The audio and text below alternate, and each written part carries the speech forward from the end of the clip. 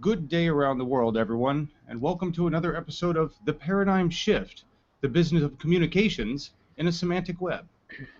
Today, whose semantic frame are you living in? With David Amerland and Alex Ricky Gonzalez. I'm going to turn it over to them right now. How are you guys doing today? John, we're great, thank you. Yes, we're doing fantastic. I'm so excited that we are now in episode 2 of The Paradigm Shift.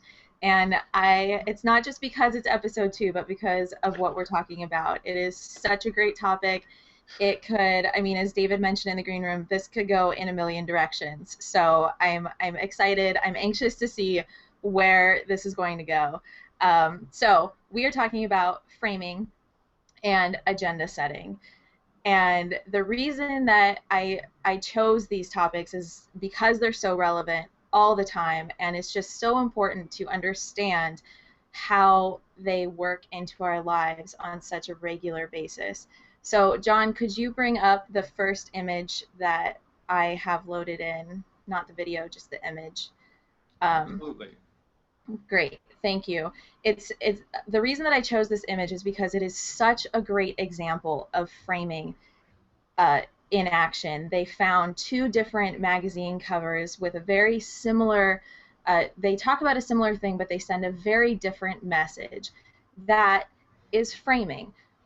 Framing in communication, we generally look at news framing because it's the easiest place to see it, and it's really where the majority of people get the majority of their information. So that's why we look at the news, and it's really just how you put information together, how you connect the dots, and how you connect the dots in a particular frame is going to change the message that you send. So obviously that has a lot to do with semantics, right, David?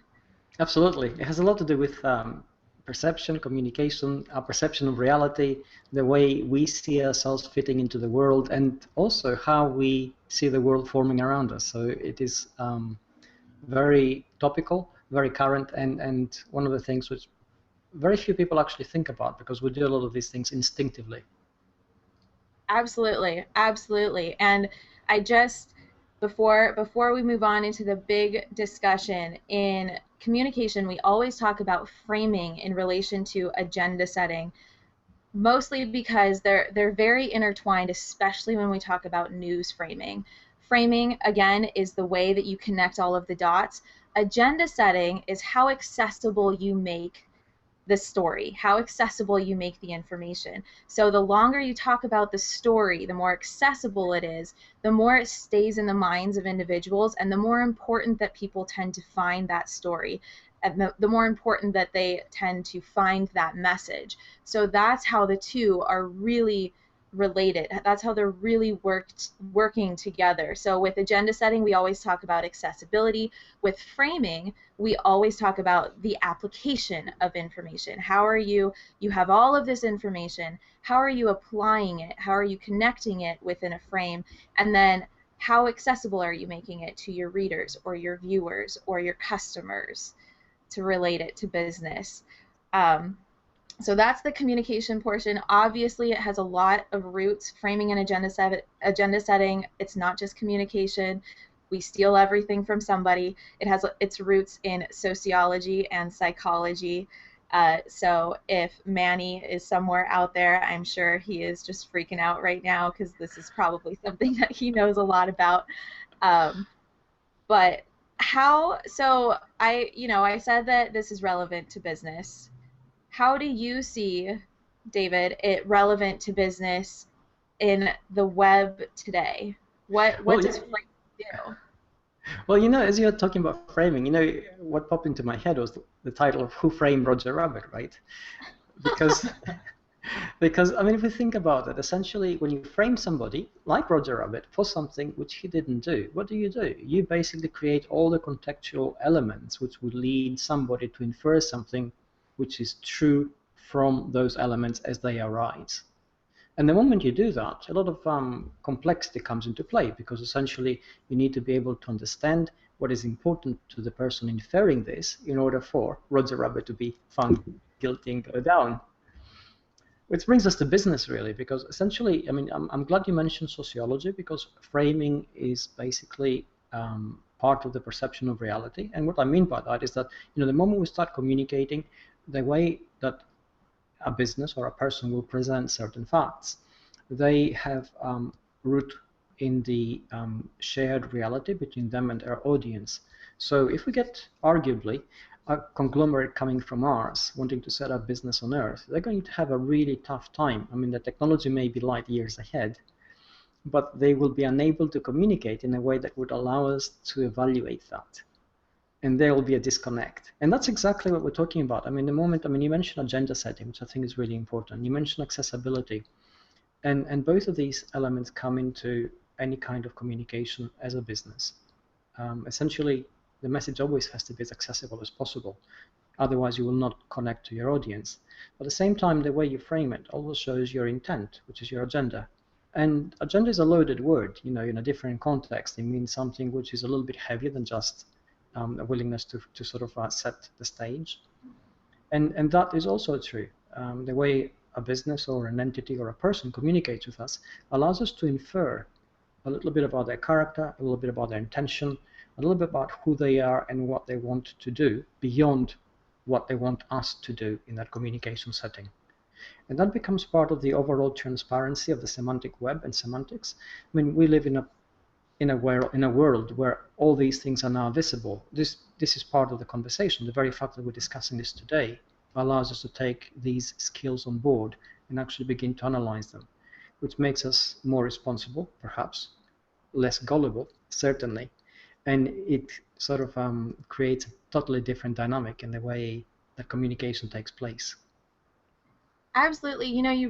You brought to my mind that when we talk about accessibility, a lot of times when we discuss anything with the web, we're talking about almost over accessibility, right? I mean, we're so inundated with so much information.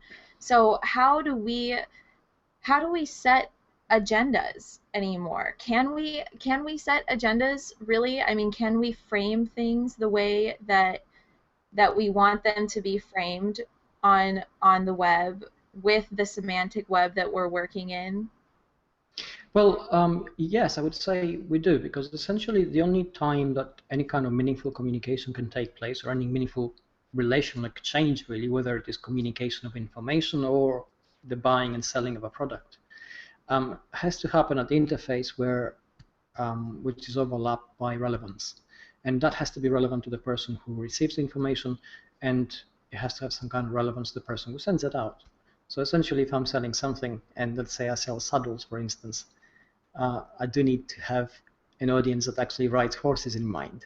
Otherwise, there's no point in communicating beautifully how good my saddles are or how much they will help them if they have no horses. And that's exactly what the agenda and the framing is intended to do. This is exactly the kind of connectivity that we're trying to achieve. And the moment we realize this, relevance basically narrows things down, and it sort of begins to make sense out of the massive sea of information and data we're swimming in, which is why communication today is such a skill. You need to be aware. I mean, having the capability to use the web, for instance, or any of our communication tools to broadcast and communicate to a very, very wide audience, we still need to be aware of the specificities which govern that audience, so that we actually find our audience as opposed to the entire world. Yeah, it's really, I mean, you're not only framing an agenda setting to put yourself or your business in the mind of others, but you're doing it so that your audience can find you. It's kind of a, I mean, it's kind of a win-win in that sense. John, I see that Owen Ellis posted a question. Could you potentially bring that up? Absolutely. Great. So that is it going to take a while? Should I? Give me a second. I'm just reading his question actually. Okay, good. Okay, well, while John brings it up, there we go. Okay, so Owen Ellis asks, framing in business, as in where African Americans can be treated as a poor credit risk, and even where branding can be seen as hostile competition, David? Okay, let's quantify this a little bit and actually frame it a little bit better, because what Owen is referring to is something that's happened through Google search, where particular search terms were coming up relating a certain racial bias of African Americans with poor credit risks and perhaps a penal record. And this again shows two things. First of all, it shows that technology allows us to focus and perhaps filter some of the bias we have to a focal point, so it actually becomes visible. So whenever we use search, not only do we find the world's information at our fingertips, but also we find the world's biases at our fingertips, and they can affect us. This makes framing even more important than ever, because essentially we need to clarify specific terms when we come to using communication, or when we come to communicating concepts and ideas. And we also need to actually have these things in mind. It's not enough to focus down on what we want to achieve. And if we take the case of African Americans here, for instance, we actually, in any kind of communication frame, it is better to have a multiplicity of aspects in our minds and actually work to filter them towards what we need to achieve, which brings us down to intent, relevance, and certainly clarity. And branding as a whole, I mean, is it hostile competition? Well, that's basically, it depends on the point of view, I suppose. Some branding can be perceived as such because it becomes exclusive, which means that basically anything which is not with it is against it. But other kind of branding works on different cultural elements, so it doesn't have to be as aggressive, I suppose. I hope that answered your question, Owen. But it brought a new question to my mind, because we're talking about framing, we're talking about agenda setting, we're talking about communication as a skill. So I'm gonna go to the scary place of authenticity, because if we're talking about framing and we're talking about agenda setting, are we still being authentic if we're framing our message in a particular way? Well, okay, I mean, that's great, because again, it feeds into the fact that here and constantly across the web, we have the tools to actually analyze what we do, break it down, look at its impact, and iterate and improve. So the question comes up, well, if you're doing this all the time, you're being artificial to the nth degree rather than being yourself. And the answer is no, because everything you do essentially has to be guided by a certain ideology, or perhaps a certain belief system or a certain value system, which informs who you are and what you do. And everything else are just tools which you use. So essentially, in a very narrow setting, yes, you can get away with anything, because there's not there are not many points of reference which you could cross-check and cross-reference with. But if you look at a person's or a brand's activity across the web, then essentially you begin to see whether they sync or whether there's a disconnect, and whether they're presenting an authentic face because you begin to realize who they are and what they stand for, or are they fragmented, in which case perhaps there's a deeper issue there in terms of what they're trying to achieve and what they project. So to simplify this, we can't really be fooled when we have extended contact with anybody, whether that is a brand or it's a person, whether it is conversations or whether it's actually watching advertising and reading business reports and seeing how a company behaves. So that is really difficult to actually get across in terms of being duplicitous. And that's wonderful, because it made me think of you reshared a post. I can't recall who it was from. I'm sure you can think of his name, where he gave us 3 options, A, B, and C, in a communication scenario, and it was talking about online communication and who has responsibility. Is it the sender of the message? Is it the receiver of the message?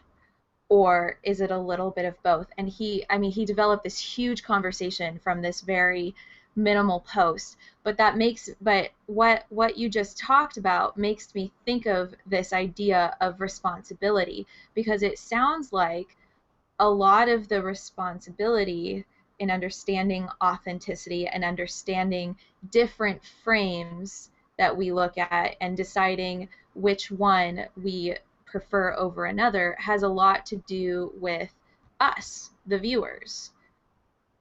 Exactly, and it's Vincent Messina who you're talking about, and he's and it's, you know, he's incredibly good sometimes at focusing down to some very critical essentials which we miss. Most of us miss because we're either way too busy or perhaps we take them for granted. And the point is that, first of all, on the web today, we should never take anything for granted, because the moment we do that, we tend to create and develop blind spots which will not serve us well. And the second thing is that the element of responsibility and mindfulness, for lack of a better word, is with us at all times. Whatever we do and however we do it, we must constantly be in a position to weigh it, assess it, ascertain its need and its impact, and work from there. And if we do that, I mean, we have the technology to do this, it tends to keep us all very honest at all times. Absolutely, absolutely. And I see Gina Fidel also gave me Vincent Messina. Thank you, Gina. We also see that Cheryl Deuce is out there. Hey, Cheryl. Oh my gosh, I'm going to butcher this name. Hortense Solier. Maybe. Nice to see you out there. Mick Sharp, as always. He's so good about watching. James Taylor. Fairinaz per se. Did I just destroy that? Probably. Probably totally butchered it. Thank you all so much for viewing. Again, if you have any questions, keep loading them in. I've got John keeping an eye on all of you because he's awesome like that. But it's interesting that you know, we've been talking about framing on the web from a business point of view. But I think it's interesting for us to step back and think about framing and agenda setting in our lives in general, because all of us come from, and this is the sociology side of it. The idea of frame of reference. We all have a frame of reference that we develop over our lives that have personal as well as social aspects to it. But how would you say that affects this idea of the semantic web? I mean, we're working in the idea of a semantic web, and semantics is everybody has a different meaning of different things. So how does our frame of reference play into that? How does it play into the way that we communicate online? Is that like the biggest question that anyone has ever asked you? I think it's probably the most complicated one to answer, but let's give it a shot. Now, essentially, in the real world, we all have a kind of intent and a kind of agenda. And I'm using the agenda here. The word agenda here is a fully loaded word. We all want to achieve something. We all have a certain ideology to work from, a certain belief system to bounce off from. And everything we do is informed by those things. And it's informed instinctively, so that every bit of contact we have basically makes sense through that kind of matrix and interaction. We get on the web and we get online, and a lot of these things now have to be thought about. They don't come instinctive because there is no instinctive on the web. So essentially, it allows us now to communicate and create a greater intent and a greater focus. And before we do that outwardly, we have to actually achieve it inwardly. So perhaps we could say that paradoxically, the fact that we can communicate asynchronously across time zones with people we've never met before is forcing us to take a cold, hard look at ourselves and actually define in our minds who we are and what we want to achieve. And everybody, regardless of whether they're actually working to market and sell something or create an identity or do anything, has an agenda of some kind. And that agenda is informed by their real corporeal self. And it comes through in what you do. And the fact is that it is evident on the web. You know, somebody has an overt or even a not so overt agenda. If you look at their interactions, their tone of voice when they comment on things, the tone of voice they come on a hangout, the way they interact, engage. That becomes very evident. You can see if they're negative, they're positive, their outlook is good, if they are trying to do something which is perhaps admirable, or perhaps they're a troll and you want to sort of throw a stone at them.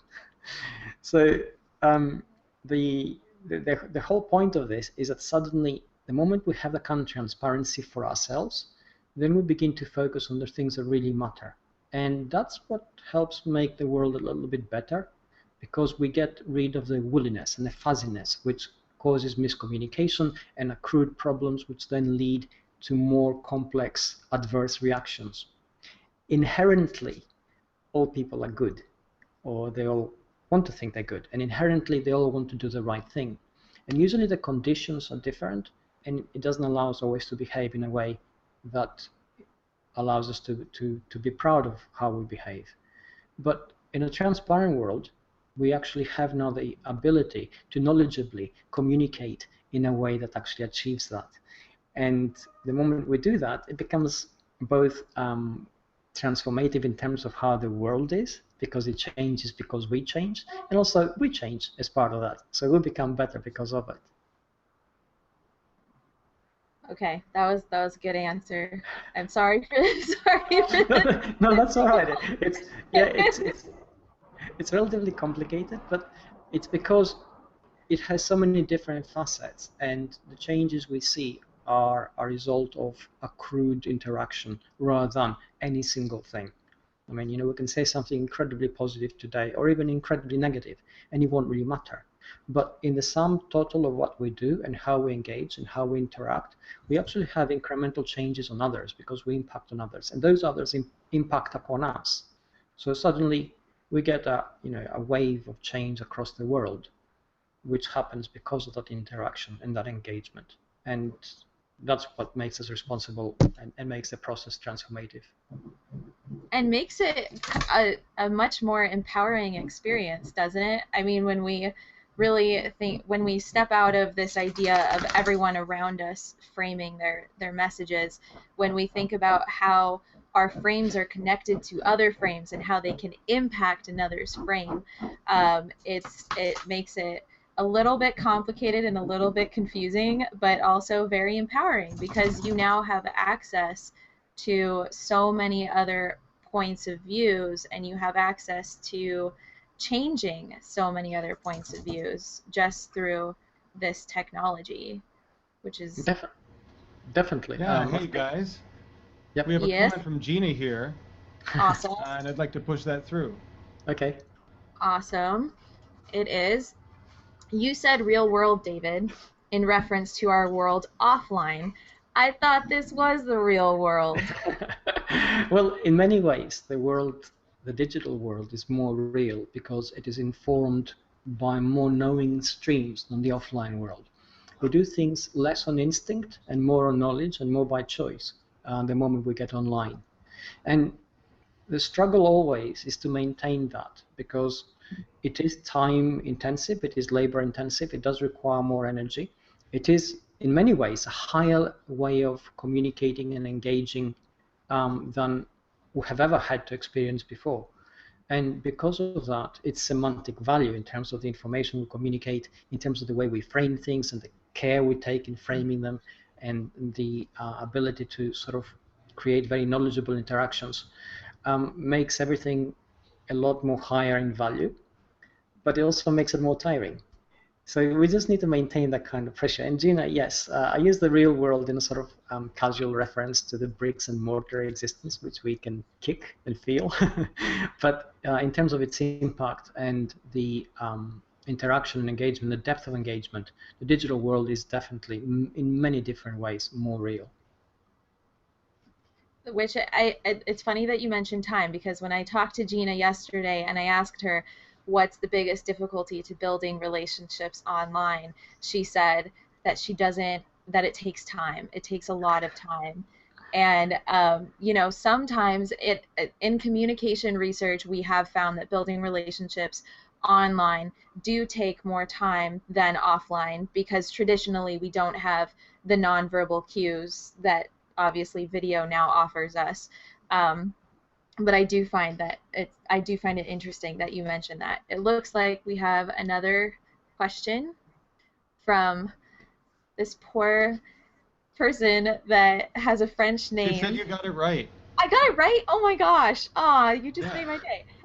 Okay. Hortense Sillier. When you are talking to a large audience, how can you make sure that you frame your message in a way that should be understood and interpreted the way you want to by all or most? Ooh, that is a tough question. David? Okay. Well, I think the moment you start thinking about being understood by all, then you go down a rabbit hole from which you may never come out, because essentially a lot of the things we talk about are subjective, and the subjectivity to the subjectivity of how we interpret things. So this brings us back to what Alex talked about, which is mentioned framing. And essentially, when you frame something, the importance of it is to frame it in a way that reduces the subjectivity as much as possible by creating a common frame of reference for you and your audience. So if you're talking about by all, you're not talking the whole world, because that's impossible. Everybody will understand something different at some point. But by all is your specific audience. And then if you're communicating with them, your responsibility is to limit the noise in your interaction and your engagement by creating a kind of framing that allows clarity of message to seep through. And for that, you need to be able to understand your audience. So essentially, if you do have an audience and you're communicating with them, then you understand their touch points, you understand their concerns, you understand their cultural references and backgrounds. And even if they're from many different backgrounds, you understand the common points, and you understand the potential that exists for miscommunication, and you're alert to it. So essentially, once your message goes out, you know that there's some feedback that is going to come through, which will not be clear, and you'll be able to address it. And that's the only way of actually communicating as clearly as possible to the audience that you have. You mentioned noise, and it just made me so happy. Any message that we send goes back to the basic, what it means to communicate, a message. And you have a sender, you have a receiver, you have the channel that you use, and around that channel you always have noise. We can't totally eliminate noise, but trying to eliminate as much of it as possible, absolutely. And don't be hurt if not everybody understands or gets your message the way that you meant it to be sent, because it just doesn't happen. Unfortunately, I hate to be the party pooper, but not everybody is going to take your message the way that you meant to send it. But David's recommendations are just spot on. And make sure that you express that you're open to that feedback and you're open to starting a conversation around the message, because if you show that you're open to that, then even if they don't understand the message, you may be able to have a continuing conversation to get them to eventually understand the message that you were sending. That would be my only addition. Otherwise, David got it. Perfect. Okay. I think there's a question by Owen Ellis, which is quite good, actually. I don't know, John, can you bring it up, please? Pulling it up, 1 second. Okay.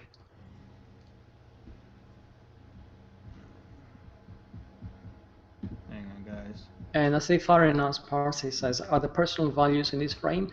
Farinas, yes. I mean, essentially any kind of communication, in order to actually have the kind of touch point with your audience, needs to communicate part of who you are and what you do. And your personal values are part of this, because they inform, essentially, part of your message, and perhaps even the reason why that message originates in the first place. Absolutely. All right, and here's the Owen Ellis comment. Okay. Awesome. Wow, that's a long comment, Owen. Just saying. Okay.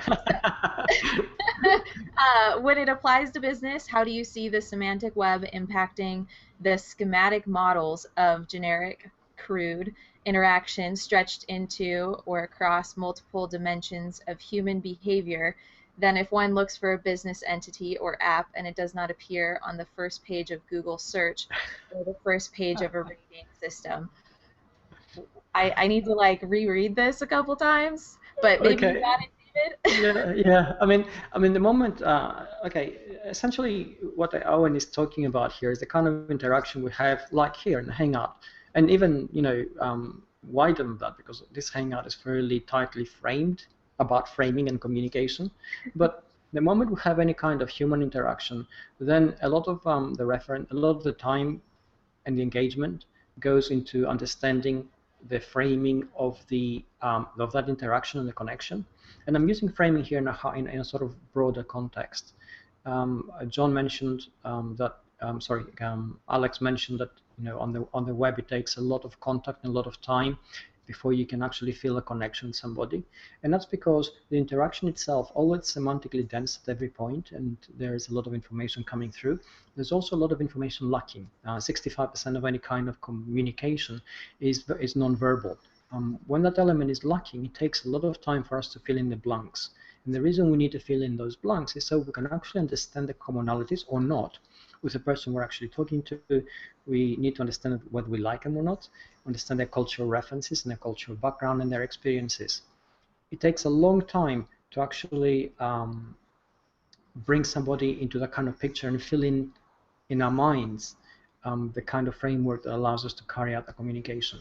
So to bring it back down to what you're asking, anything which has perhaps search or a business entity or a business application is always more tightly framed and easier to find an answer to and connect with. But anything which has to do with human interaction per se is a lot more noisy, a lot more time consuming and energy consuming, and it will always become the kind of proposition where both parties will have to invest at least some effort in finding the common ground and in being understood. I hope that answered your question, Owen. Keep challenging David. It's fun for me to watch. I see a couple comments from Gina. I don't know if they're comments or questions. They look more like this. Yeah. You let me know which one you want to start with, guys. Well, I mean, I think the one is a statement, talking about the higher way of engaging. And essentially, in many ways, the web is an abstraction, like writing is an abstraction. Before we had writing, we knew things were what they were. We just saw them, and that's it. A thing was a thing which we saw. But we didn't actually classify things, we didn't categorize, and we didn't need to think about their properties or their qualities, because we didn't have an abstraction of categories and genres and ontologies, essentially groupings of things. The moment we start writing about things, writing is symbolic abstraction of something concrete, and then that brought us to a higher way of communicating on a different plane of thought. The web is doing pretty much the same thing. We communicate, and at the same time, we can distance ourselves and see ourselves communicating and using the tools which we talk about to actually communicate better while we're talking about communicating better. I mean, if that isn't an abstraction, I don't know what is. So essentially, it comes down again to the kind of mindfulness where we have to have all those tools in our mind and all those techniques, and we need to use them. And again, the subtext here is that authentic? Because that's always that risk. If you find yourself using techniques, you think, well, am I manipulating my audience? Am I shoehorning myself perhaps into some kind of brand aspect instead of the real personality? And that can definitely be a real risk in any kind of narrow contact, but in the sum total of what we do, no, because it's unsustainable. There will be rifts, there'll be disconnects, it'll become evident. So we need to have that background inside ourselves of knowing what we want to do, which then informs everything else and makes it a lot less laborious. So in that sense, how do we best navigate the frames of others? I mean, we're now at the point where we recognize that everyone is framing their message, whether they think they are or not. So how do we navigate these different frames? We talk about it a lot when we look at news communication, because a lot of viewers we find don't understand the framing of the messages that they're receiving. So how do we make sure as consumers of information online that we're understanding the frames from which those messages are being sent? Well, there are two ways of looking at this. One is really messy and doesn't lead anywhere, and it's probably very labor intensive. And the other one is a lot easier and actually leads to something relatively elegant and beautiful. So let's look at the messy one. The messy one is that essentially, we take these techniques which we're aware of, and we sort of try and make them fit in our heads so that everything is part of a building block, and it builds to something which we're not sure what it is. And that usually will also cause us a lot of adversarial contacts, because some will not fit, some will come at the wrong time, and then we either want to negate those or make them fit. So we're trying to convert people to our way of thinking, or they're trying to convert us to their way of thinking. And we've had that. This is part of compartmentalization and only having part of the picture in your head. Now, there's a better guiding principle which we can use, which is right across the web and right across anything we do, whether it's online or offline, and that's value. If what we do actually delivers value, if we're benefiting and the world around us is benefiting and people are benefiting, then that becomes a much better way of actually connecting. So when we look at somebody's point of view and frame of reference, it may be totally foreign to our own and it may be totally alien, but it doesn't mean it doesn't have value in what it is and what it does. And that's pretty much the message that Vincent Messina gave us when a post which I shared, where we actually look at 3 ways of communicating, or 3 strands of the communication element, and then we decide, okay, whose responsibility is it? Is it going to be broadcast? Is it going to be just receivers? Or are we equally part of the picture? It's very much a co-creational world. We're all part of it. We all want pretty much the same things, even though we may not be going about it the same way. So by using value as our guide, then we're all sort of guided gently towards a middle ground, which allows us to understand things a little bit better and also make ourselves better understood. Yeah. And just for clarification for everyone out there, value was the guide for this show. So I've had a lot of you talk about our half-hour format, and I've tried to explain why we stuck with that and why we thought it provided the most value. We are always open to your suggestions, though. Just gonna put that there. It looks like Owen Ellis has another question. Oh, and he's including Darwin in this. All right. I see where you're going, Owen. Okay. Charles Darwin concluded that language ability is an instinctive tendency to acquire an art. Do either of you see the semantic web as being an advancement in communicating, in writing verbal or non-verbally? Or are we a long ways off due to the constraints of the same system? Well, isn't that something, right? Yeah. Okay. Well, let's look at that, because essentially, yes, we can certainly look at the platforms we have right now, and we can say that the technology itself introduces constraints which make it very difficult for us to be us, and very difficult for us to be authentic, and very difficult for us to have real friendships and real friends, because there's a lot of other things which come into it, like distance and asynchronous kind of connections.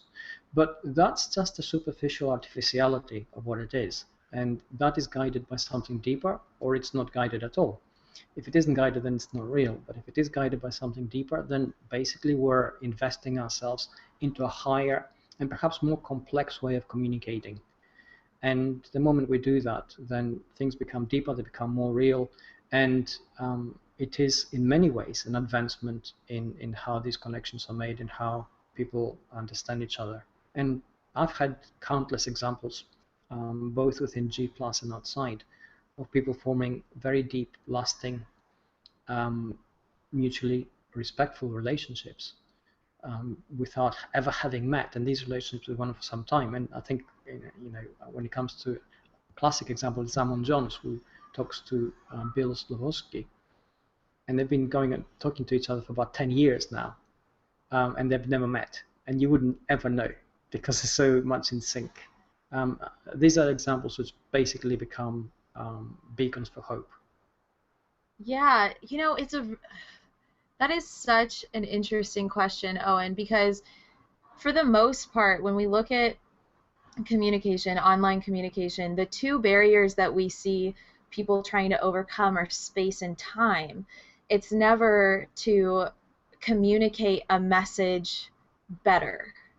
It's never what we really explore, because we've always assumed, and this this is going to sound really bad in the communication world. We've always assumed that face-to-face communication is actually a better way to get your message across than any sort of mediated communication.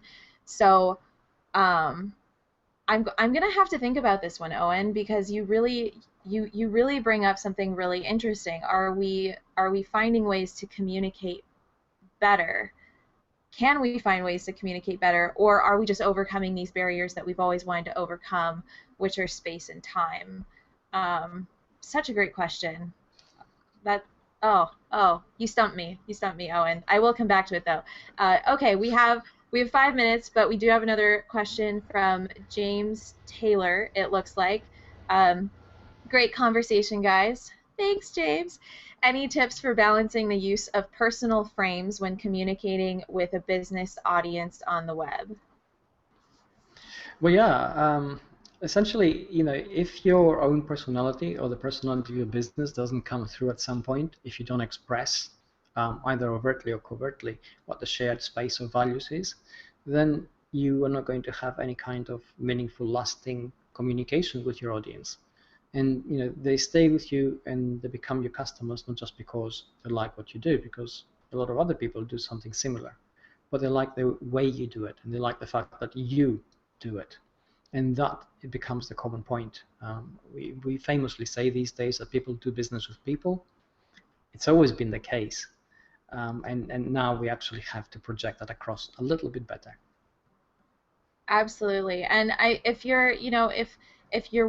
you own a business or you're working for a business and the values of that business don't match your personal values, then I'm not sure that it's going to work out. I really, it would be strange for you to have a personal frame of reference that you're working from that disagrees with any frame that your business has.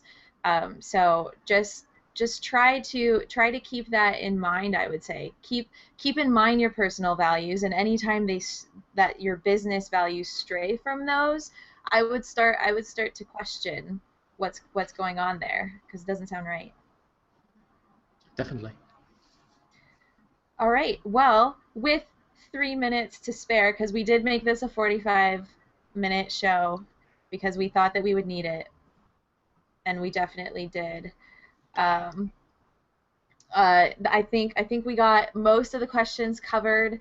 I hope so. But guys, if you have any more questions after this, obviously, or anyone that's watching this later, always feel free to ask more questions. We got such a great, we had so much fun making the last episode, but we got such a great conversation going afterwards that it was just so much fun, and that conversation lasted for such a long time, and it went in so many directions. So please just keep loading in questions and comments, continue the conversation, because I do believe that this is a really important conversation for us to have, both as individuals on the web and as businesses. And it's not just on the web, in general. Watching the news at home, it's really important. Anything in your life, any conversation in your life, it's really important to understand frame of reference and how framing and agenda setting works into it. So thank you so much again, David, for joining me. Any last comments? Well, yes, I would say that we are in a world where semantic search and semantic technologies are advancing and maturing very quickly. Very recently, there was a Facebook experiment on contagious emotion, and we know that sentiment mining across the web is going on. It will escalate. So clarity of communication is crucial, whether it's business, where you really need to establish your identity and your values and control, within inverted commas and the good sense of the word, the conversation, or whether it's personal communication, where essentially you need to be able to get your message across. You need to be able to create clarity, and the only way to do that is by actually having really good framing, which means you need to understand yourself first, then your audience and the culture impact points. And that's all there is to it, really. And you will have benefits in search, as well as in marketing, as well as in personal life. Absolutely. And what David is referring to, he put out a fantastic post this morning that's getting a really great conversation going. I will drop a link, or if someone else out there that has already read the post, drop a link into the event. It's really interesting, this idea of framing in talking about what they're doing with data mining and how they are approaching the new ethical issues that may arise with the data that these different platforms are gathering. And it's really interesting to think about how much you agree or disagree with the message that we are currently seeing. So check out that post from David. Again, I'll make sure that there's a link in the event, because it's a really interesting conversation, and it has so much to do with this conversation that we'll just meld the two. It's great. All right, John, why don't you take us out? You got it. Thank you, everybody, for joining us on another episode of The Paradigm Shift, the business of communications in a semantic web. Today's episode, whose semantic frame are you living in? We'll see you again in a month. Thank you so much.